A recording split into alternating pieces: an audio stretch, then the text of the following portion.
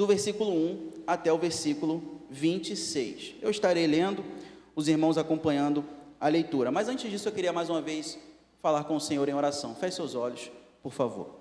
Senhor, nosso Deus, nosso Pai, mais uma vez nos colocamos diante de Ti e diante da Tua palavra, Senhor.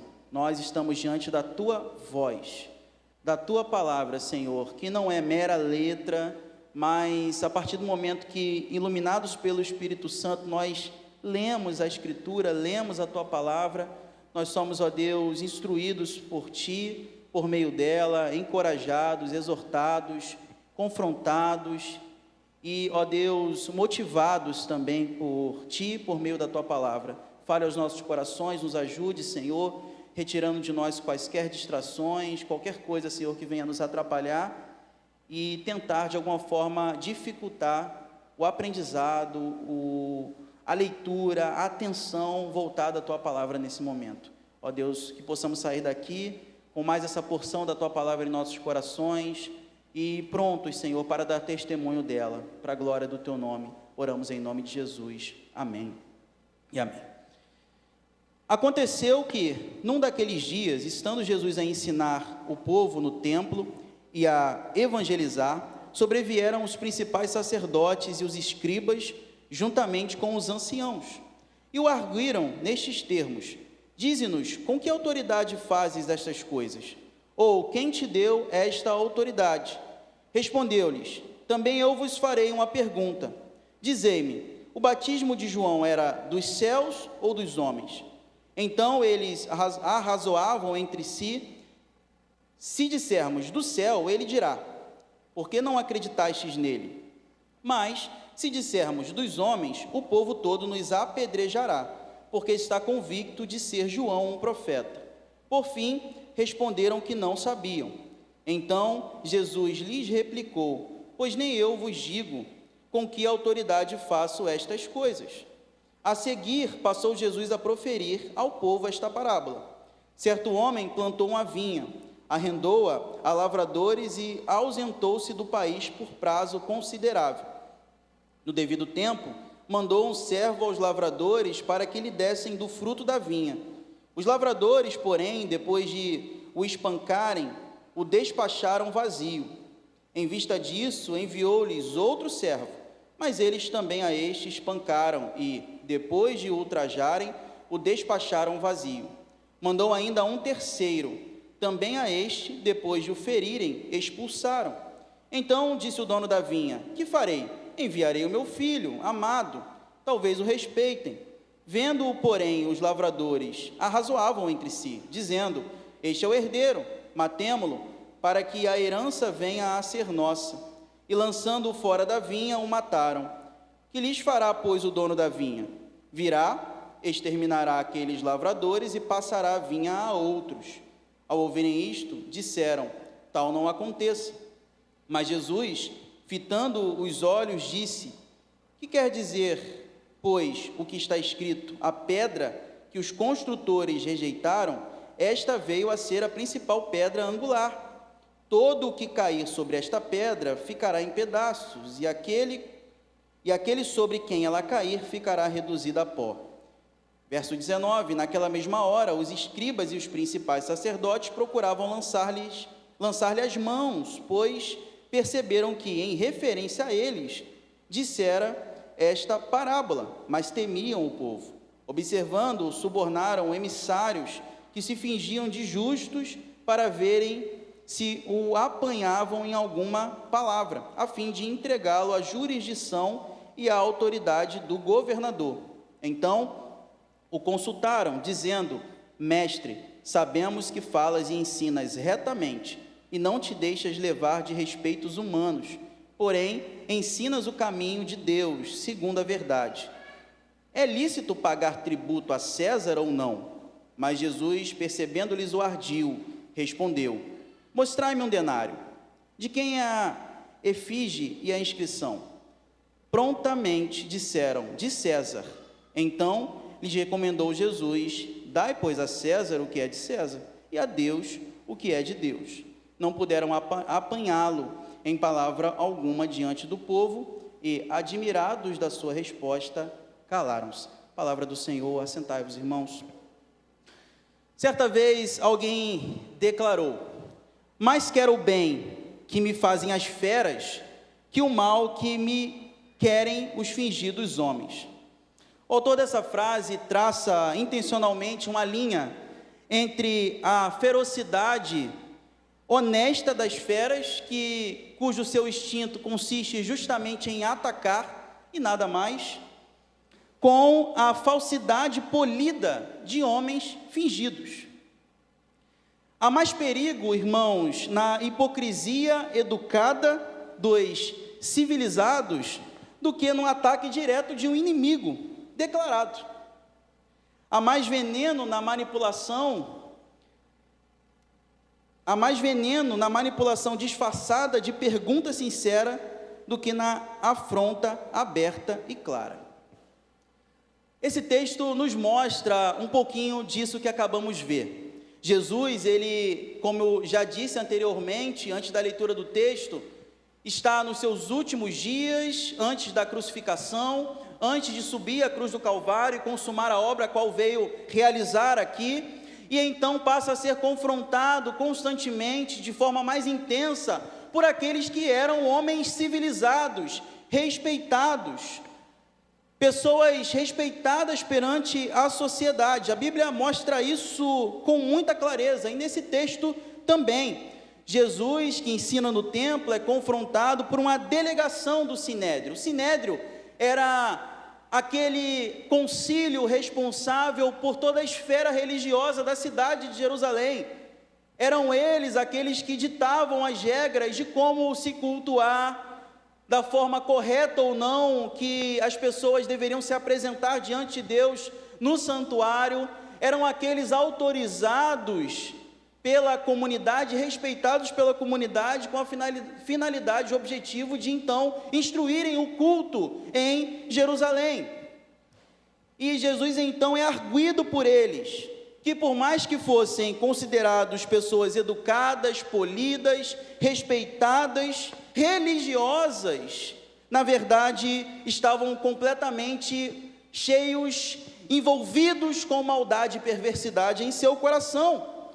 Uma cúpula, uma delegação do Sinédrio no intuito não de aprender acerca de Jesus, não de ouvir Jesus com os ouvidos atentos e o coração aberto para receber dele instrução, direção, ensino, vida, mas com o propósito escuso, obscuro e perverso de tentar colocar Jesus à prova.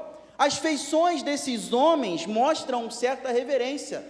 Eles sabem como se aproximar de Jesus, eles chamam de mestre, eles vêm de forma sorrateira, sutil, tentando de alguma forma, trazendo elogios, agradar Jesus, para tentar, com isso, colocar Jesus em uma situação delicada.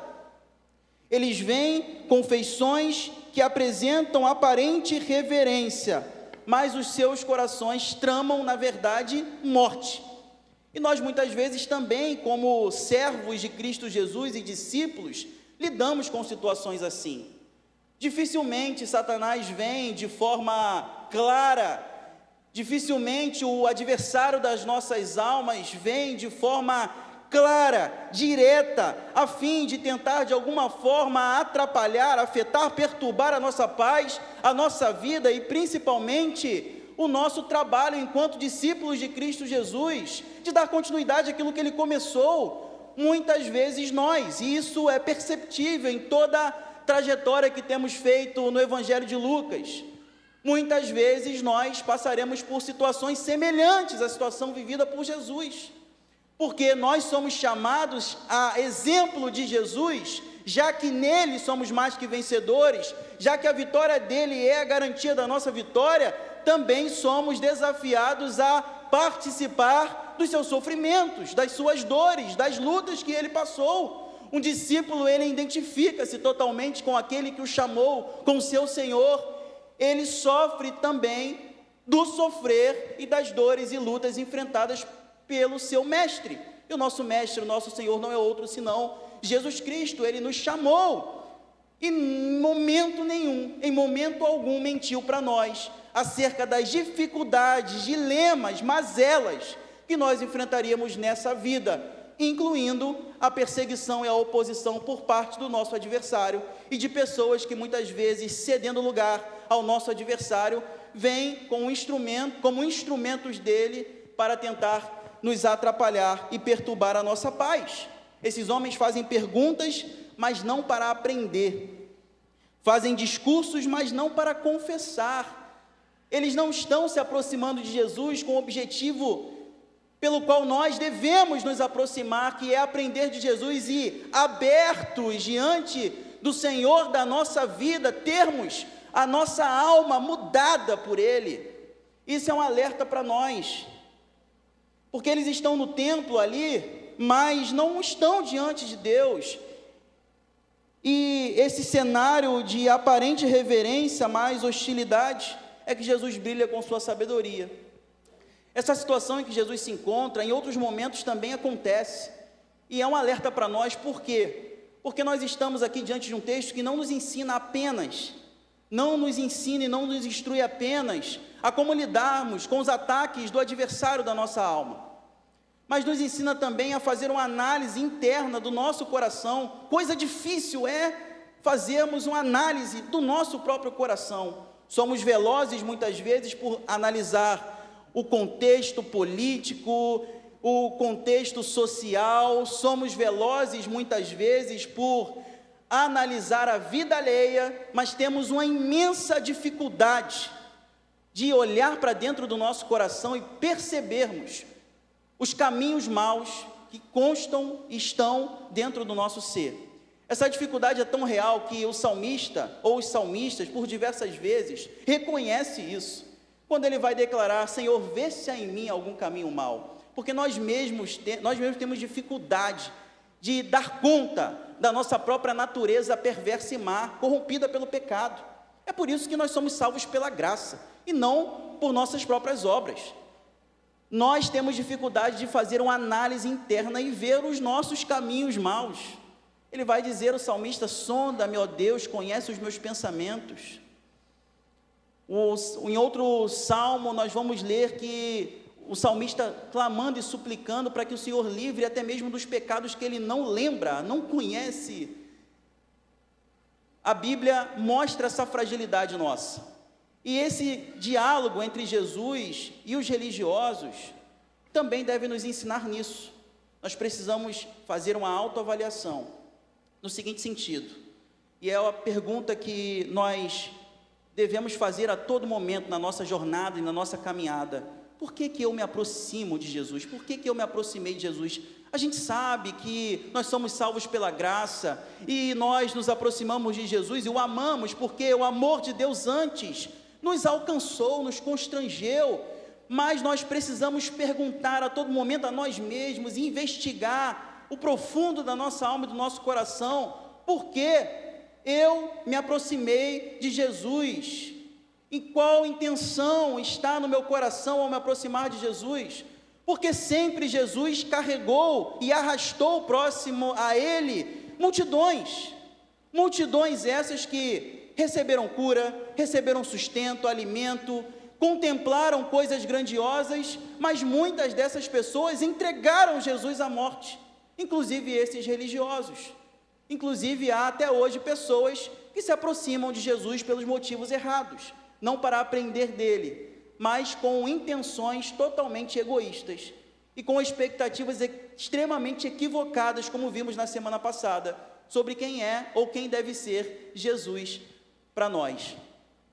Nós precisamos fazer essa autoanálise. Aqueles homens, eles estavam perto de Jesus, se aproximaram de Jesus, fizeram perguntas para Jesus, mas a maldade no seu coração, as intenções, o motivo ou os motivos pelos quais eles se aproximaram de Jesus não era outro senão colocar Jesus de alguma forma à prova.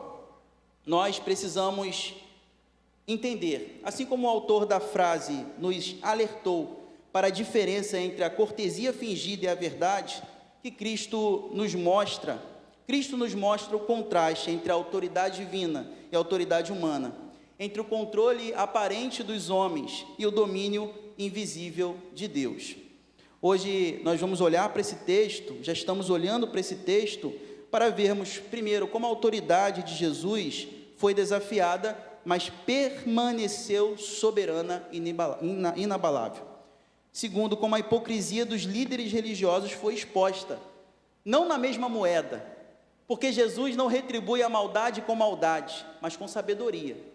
Sabedoria do alto, porque no ministério de Jesus, como já apontamos no início, ele não fez o que fez, e a perspectiva do Evangelho de Lucas é justamente essa, é mostrar que Jesus, de fato, ao se encarnar, ele de tal forma abriu mão e se autolimitou em relação à sua natureza divina, não deixando de ser Deus, claro, mas se autolimitou de tal forma que aquilo que ele faz em seu ministério, cura, ensino, libertação, ele faz sob o poder do Espírito Santo. É o Espírito Santo que vai conduzir Jesus ao deserto, é o Espírito Santo que conduz Jesus de um lugar para o outro, para ensinar na sinagoga. A gente precisa parar de ficar falando, para Jesus era fácil porque Jesus é Deus. Jesus não deixava de fazer coisas que nós deixamos de fazer. Jesus não deixava de separar um tempo de orar e se colocar diante do Pai. Jesus não deixava em momento algum de ser obediente. Jesus era totalmente conduzido em seu ministério pela pessoa do Espírito Santo. Às vezes nós não desfrutamos de certas coisas porque nós não imitamos Jesus. Precisamos entender que Jesus não muda a nossa vida apenas como nosso Redentor e Salvador que se entregou na cruz em nosso lugar, mas muda a nossa vida também na maneira de nós vivermos quando nós olhamos para o Jesus Deus, mas também olhamos para o Jesus homem, varão perfeito, obediente e fiel ao plano estabelecido pelo Pai, aquele que ora, aquele que separa tempo para falar com o Pai. Nós precisamos imitar Jesus e assim também teremos a nossa vida mudada no dia a dia, ao seguirmos o seu exemplo. Jesus é o nosso Salvador, amém? Ele é o nosso Redentor, mas aprenda uma coisa também, Jesus também é o nosso modelo, é o nosso exemplo. Precisamos aprender com o ministério terreno de Jesus sobre como sermos bons discípulos hoje, aqui. Salvação não é apenas algo que está guardado e reservado para nós no futuro. A eternidade é algo sim futuro que nós vamos desfrutar em Cristo Jesus, mas nós começamos a gozar e desfrutar dessa salvação agora. E isso implica também em imitarmos Jesus em nossa vida, Então nós olhamos para o texto e vemos, na primeira parte, dos versículos 1 a 8, Jesus nos ensinando a lidar com esses homens perversos, com o adversário das nossas almas, defendendo a sua autoridade, mas não colocando a sua autoridade nas mãos de homens. Nos versículos 1 a 8, nós temos o diálogo entre essa delegação do Sinédrio e Jesus, e a pergunta que esses homens fazem, e Jesus está sempre pronto a responder, mas Jesus sonda e conhece os corações, e sabe que aqueles homens estão com a intenção errada. E esses homens então perguntam a respeito da autoridade, porque já era nítida a autoridade de Jesus. Jesus chegava e as pessoas eram transformadas, Jesus chegava, as pessoas eram mudadas, Jesus falava e as pessoas paravam para ouvir. Então eles perguntam a fim de tentar, de alguma forma, colocar Jesus em uma situação delicada, afinal de contas, mesmo convicto e consciente do papel e da missão que deveria exercer, Jesus é muito consciente, isso é perceptível nos evangelhos, isso é claro nos evangelhos, que havia uma hora exata para que todas as coisas estabelecidas desde a eternidade acontecessem, e ele não acelera esse processo. Aqueles homens, sendo instrumentos de Deus e não por isso isentos da responsabilidade, estão de alguma forma tentando acelerar esse processo. Entregar Jesus às autoridades romanas para ser julgado e condenado. E aqui, principalmente a partir desse momento, a gente vai começar a ver como esses homens religiosos, respeitados, pessoas respeitadas perante a sociedade, inclusive agiram de má fé, manipulando testemunhas, contratando pessoas para se passarem por justas, tudo com o intuito de entregar Jesus para a morte. Mas Jesus está sempre atento, sonda os corações, percebe o ardil daqueles corações, e então responde, não conforme eles querem, mas com a sabedoria que nós também recebemos do Espírito Santo. Ele vai dizer, eu queria que vocês então respondessem antes uma pergunta. E que pergunta? Ele vai dizer, eu queria que vocês falassem sobre o batismo de João Batista. O que vocês acham? É de homens? Veio dele tão somente ou vem do céu? Ou seja, ou vem de Deus? E aqui fica nítida a maldade e a covardia desses homens. Amados irmãos, Satanás ele é covarde. E muitas vezes ele vai utilizar de estratégias sutis para tentar atrapalhar a nossa relação, o nosso relacionamento com o nosso Deus. Jesus percebe isso e fica claro aqui, porque eles que tentaram colocar Jesus numa sinuca de bico, agora ficam numa sinuca de bico, ficam num beco sem saída, porque ou eles reconhecem que de fato, e assumem que de fato o batismo de João, ou o ministério de João era de fato um ministério autorizado por Deus e levantado por Deus, e ao fazerem isso, automaticamente estariam também legitimando o ministério de Jesus, porque João veio preparar o caminho para o Senhor Jesus e deu testemunho acerca de Jesus.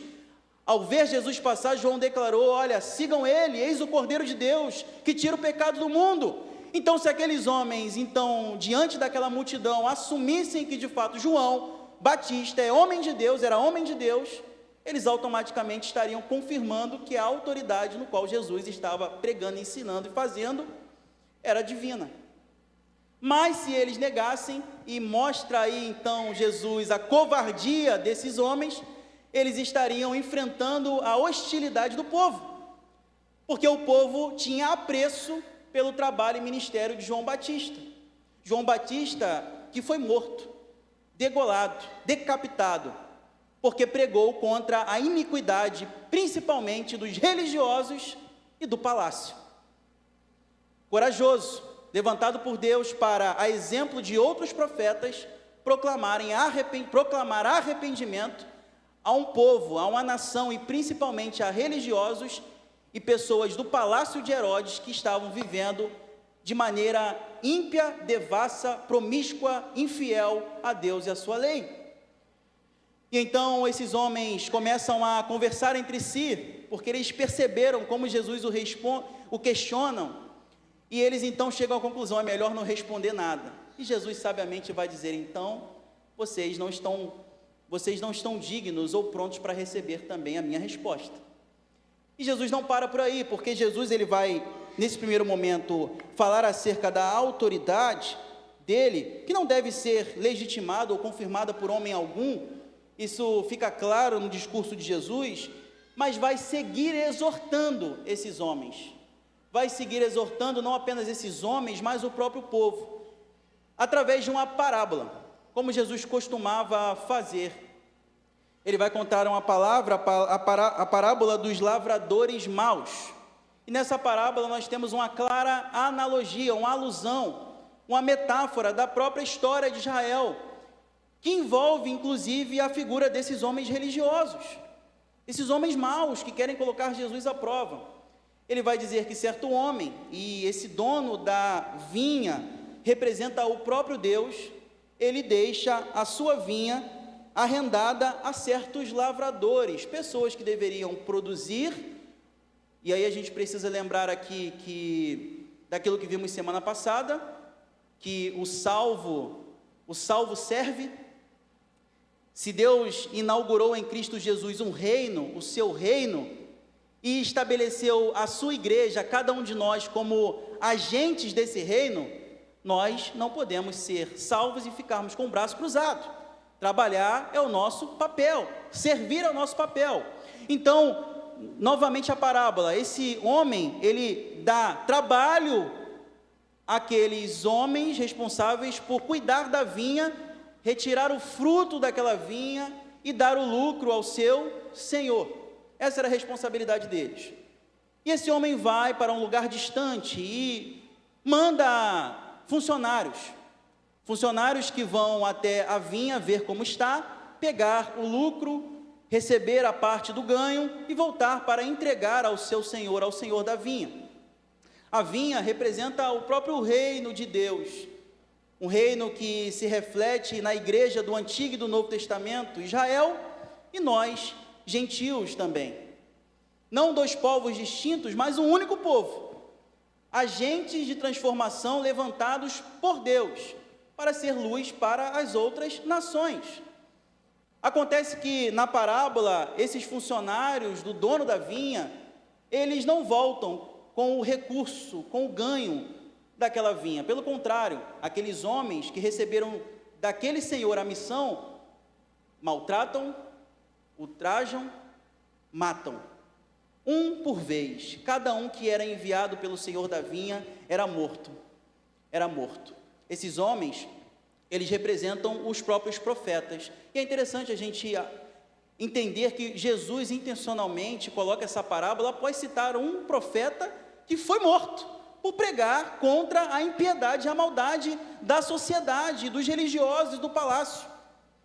Se nós olharmos para o ministério dos profetas, muito mais do que prever algo que haveria de acontecer, o profeta era alguém levantado por Deus para pregar arrependimento a um povo infiel. A mensagem do profeta consistia em confrontar o povo em relação a alguns aspectos importantes que estavam sendo negligenciados por parte do povo de Israel. A hipocrisia. Não é à toa que Oséias e Amós, que ao meu ver são os profetas que mais expressam isso, vão condenar o culto ou a maneira como o povo e os sacerdotes estavam oferecendo o culto a Deus, dizendo que Deus não estava recebendo aquilo, porque não passavam de cerimônias vazias. O profeta, ele era levantado por Deus para confrontar o povo em relação também à idolatria. Pecado esse que foi o principal motor para que o povo fosse exilado. E também a negligência em relação ao órfão e à viúva, a misericórdia, por parte dos sacerdotes e por parte dos reis e das autoridades constituídas. Muitos desses homens foram ultrajados, muitos desses homens sofreram. De acordo com a tradição judaica, o profeta Isaías, não se sabe, a escritura não fecha essa questão, não diz, mas segundo a tradição judaica, Isaías foi martirizado, foi cerrado ao meio pelo rei Manassés, por pregar contra o palácio, o pecado do palácio. Jeremias foi ultrajado, foi lançado num poço, foi espancado. Além desses, aquele que representa o último profeta do Antigo Testamento, o próprio João Batista, precursor do nosso Senhor e Salvador, como já falamos, ao pregar arrependimento, ao confrontar o pecado do povo, ao confrontar o pecado do rei, ao confrontar o pecado dos religiosos, também tem a sua vida ceifada, tal como aqueles homens que foram enviados pelo Senhor da vinha, tiveram também as suas vidas ceifadas. Por último, o Senhor da vinha diz: eu enviarei o meu próprio Filho amado. E aqui é uma alusão clara a respeito do Senhor Jesus, porque assim Jesus foi descrito, na voz que sai dos céus no momento em que ele é batizado por João Batista: eis o meu Filho amado, em quem me comprazo. E a semelhança dos profetas outrora enviados, também esses religiosos, também esse povo, está totalmente disposto a entregar o Filho amado, Jesus Cristo, à morte. De fato, faz parte do plano Jesus morrer na cruz do Calvário, mas a soberania de Deus não anula em momento nenhum e de forma alguma a responsabilidade do homem. Em todo o Novo Testamento fica claro que os maiores responsáveis por entregar Jesus à morte, nem os romanos foram, mas os próprios judeus, aqueles que receberam a vinha do Senhor, mas que preferiram matar os profetas e entregar o próprio Senhor Jesus Cristo à morte. E aí o Senhor da vinha, então, vai entregar, arrendar a vinha a outros. E aí a gente já tem uma referência à nossa própria história, a igreja, os gentios, pessoas que são levantadas por Deus para cumprir o propósito estabelecido por Deus para o seu povo, que ele chama lá em Abraão, em Gênesis 12. Abraão, sai da tua terra, da tua parentela, vai para o lugar que eu designei, porque por meio de ti serão benditos todos os povos da terra, todas as famílias da terra. Essa é a nossa missão, esse é o nosso trabalho, esse é o nosso papel, sermos luz para as nações. E com essa parábola, Jesus confronta a maldade, perversidade, hipocrisia, covardia desses homens, mas também confronta cada um de nós, porque nós não podemos ser negligentes com esse chamado que Deus nos deu. Se nós não cumprimos de fato o dever nos dado por Jesus Cristo, de sermos agentes do reino, estamos falhando tal como Israel, enquanto nação falhou. Estamos deixando de cumprir o nosso dever. Temos a responsabilidade. O reino chegou, o rei entrou em Jerusalém, o rei inaugurou o seu reino, Cristo Jesus deu início ao seu reino, voltará para buscar o seu povo, mas entre o primeiro ato e o ato final, nós estamos aqui, e aqui estamos com uma missão e uma responsabilidade: glorificar a Deus através do empenho e do fervor missionário, de vermos vidas sendo transformadas através da nossa pregação. Então, a partir do momento que eu me comporto em desobediência àquilo que Jesus ordenou, que diferença tem entre eu e esses religiosos? Se eu deixo de fazer aquilo que Jesus mandou, que diferença há entre eu e esses religiosos? Passo a ser apenas mais um religioso, alguém que vem culto após culto, e olhe lá, né? Alguém que vem domingo após domingo, faz uma espécie de troca com Deus, né? Eu vou para o culto, faço a minha parte, Deus faz a dele, vida que segue. Se nós deixamos de fazer aquilo que Jesus nos ordena, nós nos comportamos semelhante a esses homens, a esses religiosos. Nós temos cara de crente, somos até de certa forma respeitados por muitos, mas não estamos de fato cumprindo aquilo que Jesus Cristo mandou que cumpríssemos. Então Jesus nos ensina a lidar com esses ataques, mas também nos ensina a evitar que nos comportemos como esses homens maus. É isso que Ele quer nos ensinar. É isso que Ele quer nos ensinar.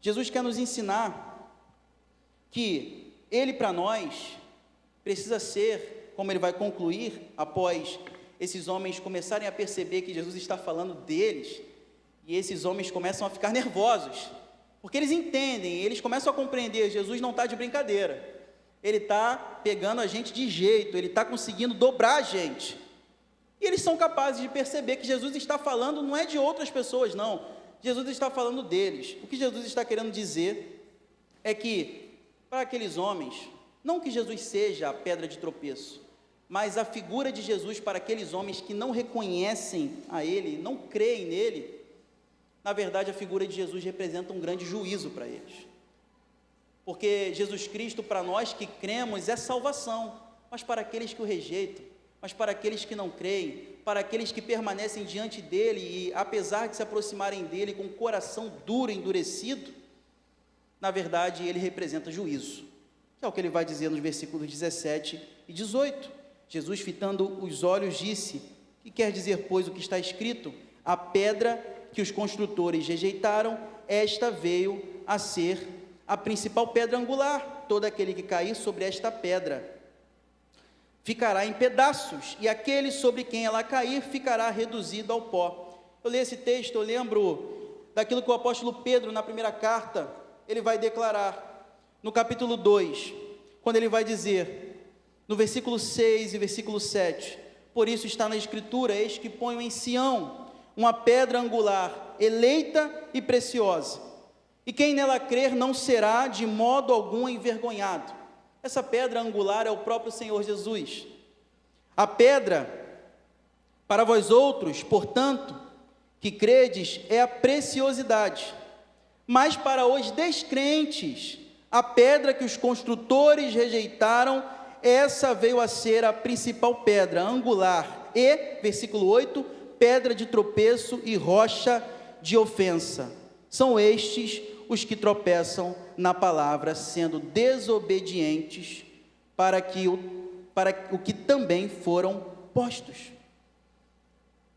Jesus é para você pedra angular, no qual você sustenta, baseia e fundamenta a sua vida? Porque se ele não for isso, sinto lhe dizer, lamento informar, mas ele é juízo. Para aqueles que não creem, Jesus Cristo representa juízo. E pouco temos falado sobre isso.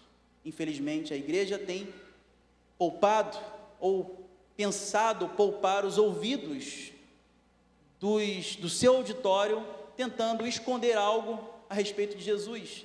Que Jesus é salvação ao que crê, mas é juízo para aquele que o rejeita. É juízo para aquele que não crê. Quem Jesus Cristo é para você, isso é muito importante. A imagem da pedra angular e da pedra de tropeço revela essa dualidade, essa distinção da reação humana a Jesus.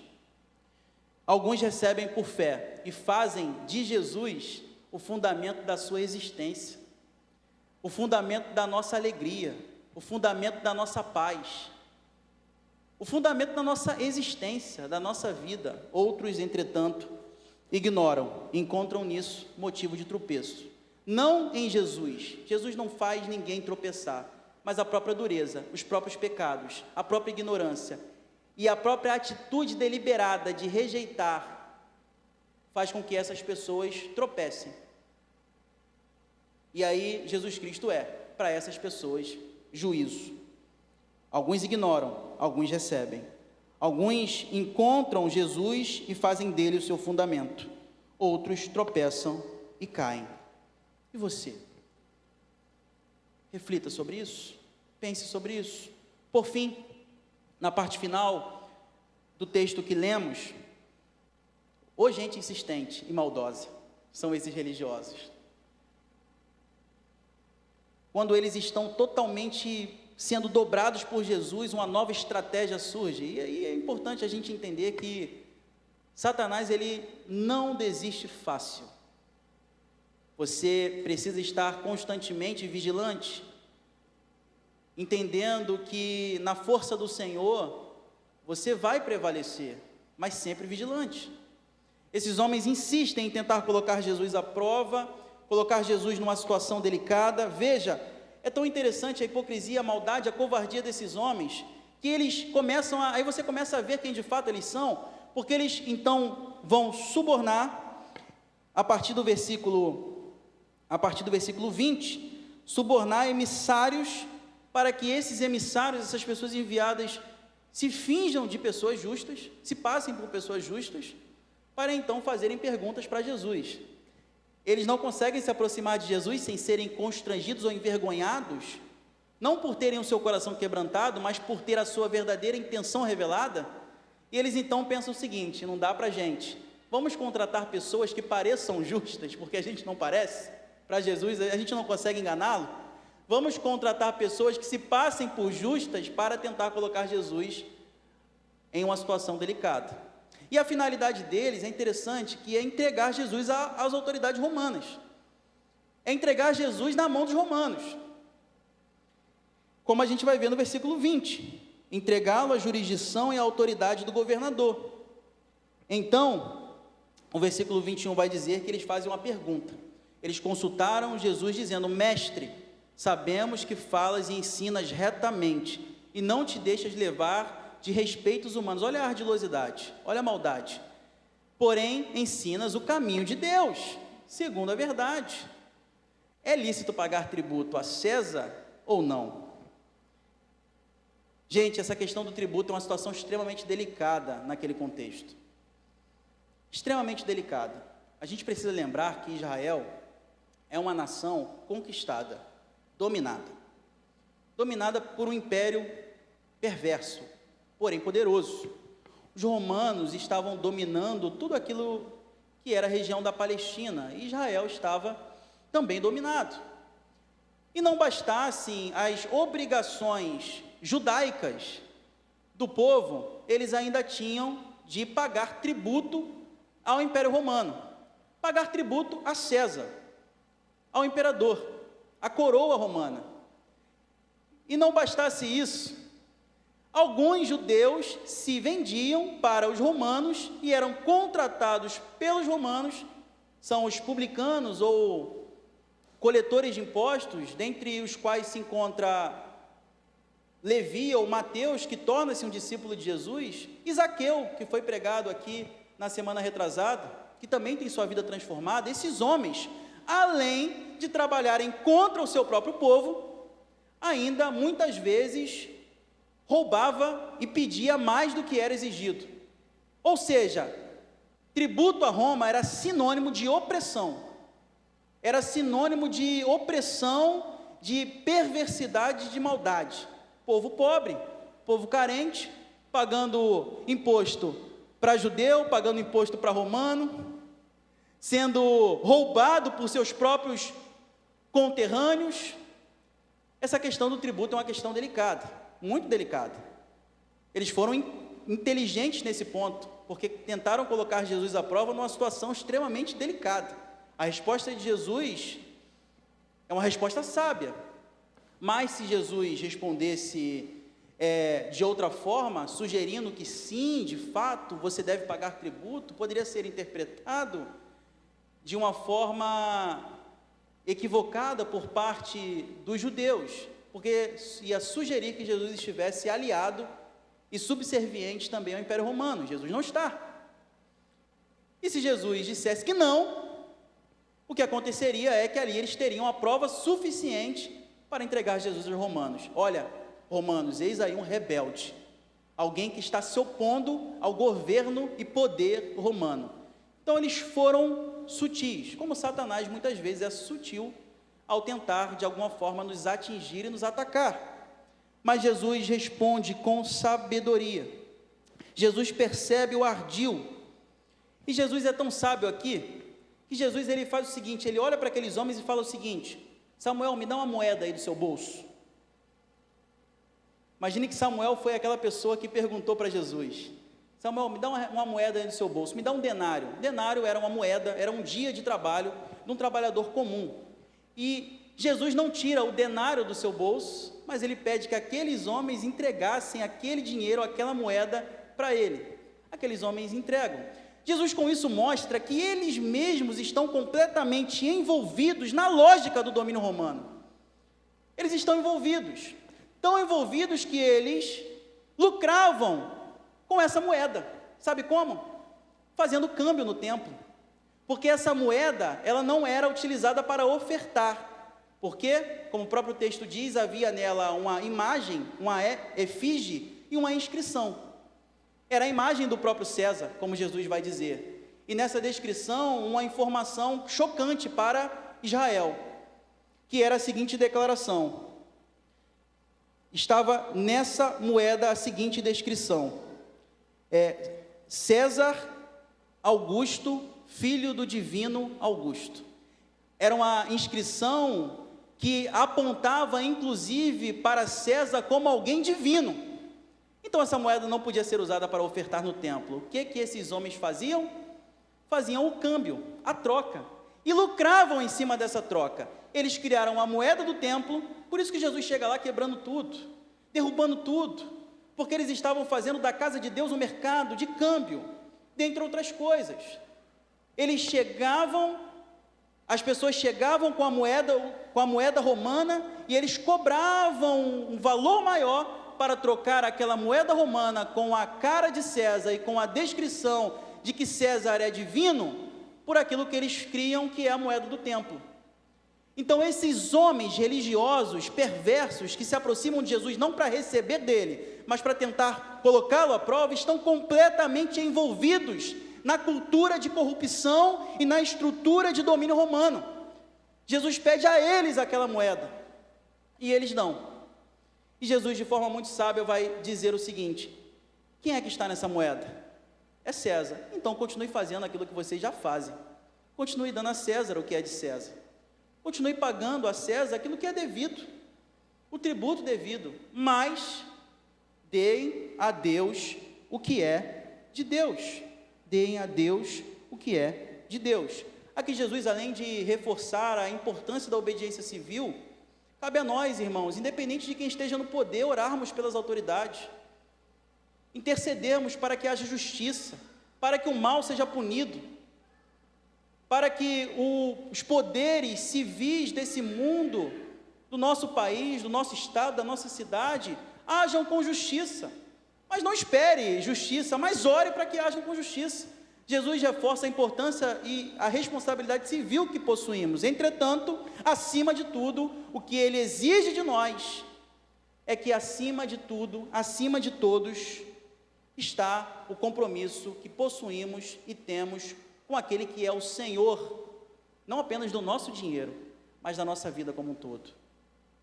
Temos um compromisso com Deus, que excede o compromisso com as autoridades civis constituídas sobre nós. A nossa lealdade, acima de tudo e acima de todos, é com o Senhor, soberano do universo, que governa sobre tudo e sobre todos, aquele que autoriza que autoridades civis sejam eleitas, escolhidas, assumam o poder, e também é aquele que destitui tronos.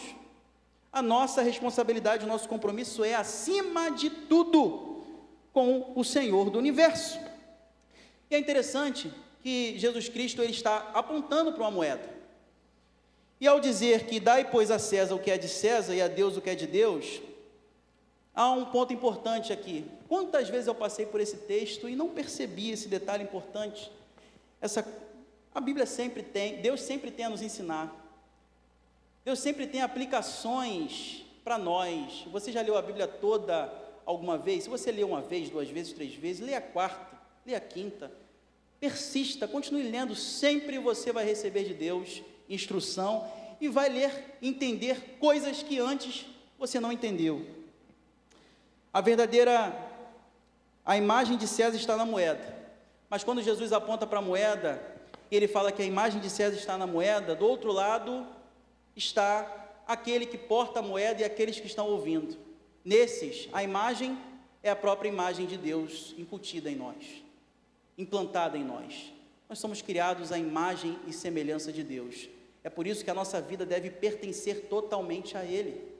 Não apenas o que temos de recursos, de dinheiro, mas a imagem de Deus está em nós. Assim como César busca sua imagem em sua moeda, Deus busca a sua imagem em cada coração, em cada um de nós, disse Santo Agostinho. Nós somos aqueles que recebemos a imagem de Deus. A verdadeira imagem de Deus só se alcança, irmãos, em Jesus Cristo. A restauração e a redenção dessa imagem de Deus em nós, afetada, corrompida pelo pecado, só é possível em Jesus, que é a imagem perfeita do ser de Deus, a expressão exata do seu ser, como o autor de Hebreus vai declarar. A imagem do Deus invisível, o primogênito de toda a criação, como o apóstolo Paulo aos Colossenses vai declarar. É em Jesus que a nossa imagem de Deus em nós é redimida e restaurada. Porque a partir do momento que nós cremos em Cristo Jesus e queremos imitá-lo, e imitamos, nós nos tornamos progressivamente, e assim deve ser, progressivamente mais parecidos com Ele. O que Deus te pede? Deus pede a sua imagem. A moeda pertence a César, mas a imagem de Deus está em você, logo, você deve pertencer a Ele, então somente a Ele, então somente a Ele. Além de aprendermos como responder aos ataques ardis do adversário, nós somos chamados a partir desse texto a reconhecer verdadeiramente a autoridade de Jesus sobre a nossa vida. Ninguém precisa falar que Jesus é Senhor da sua vida. Reconheça a autoridade de Jesus sobre a sua vida. Aprendemos também que devemos avaliar o nosso coração e as motivações contidas nele, motivações que nos levam a aproximar-nos de nosso Senhor Jesus Cristo. Você tem se aproximado de Jesus de forma egoísta?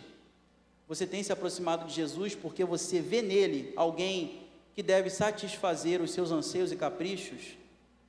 Não se aproxime de Jesus assim. Não se aproxime de Jesus como os religiosos se aproximavam. Se aproxime de Jesus para que você, ao aprender dele, ao se aproximar sempre, cada vez mais dele, você se torne mais parecido com ele. E assim a imagem de Deus, que é embutida, implantada em mim, em você, é devidamente restaurada, a partir do momento em que nós, de fato, nos tornamos mais parecidos com Jesus. Faça a sua parte também, como bom cidadão. Se comprometa a ser um bom cidadão, mas entenda que a sua vida pertence a Deus, e tão somente a Ele. Que Deus assim nos abençoe, em nome de Jesus. Fiquemos de pé, irmãos. Vamos orar.